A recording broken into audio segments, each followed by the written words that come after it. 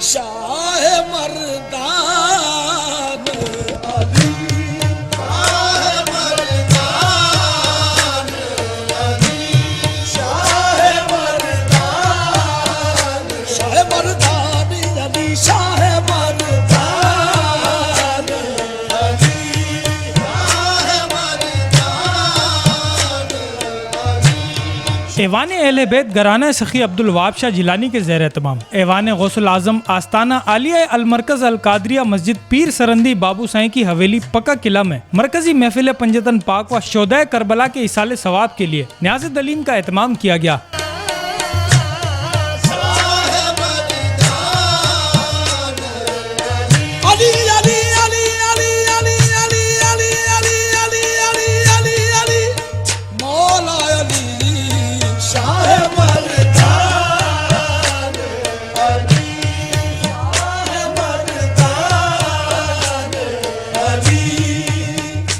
न्याज़ दलीम से कबल रात 11 बजे ऊँट नहर किया गया, जिसके बाद महफिल इमाम हसन व लंगर इमाम हुसैन पाक के मौका पर मुरीदीन समेत हर खासो आम के लिए लंगर का एहतमाम किया गया। इस मौका पर पीर अल सैयद हजरत किबला सखी मलूक मोहम्मद शाह बापू, शहजादा गौसुल वरा अमीर हमजा शाह बापू समेत तमाम उलमाए कराम व मुरीदीन ने बड़ी तादाद में महफिल नात में शिरकत की। Arbaz Awan, Asian News, Hyderabad.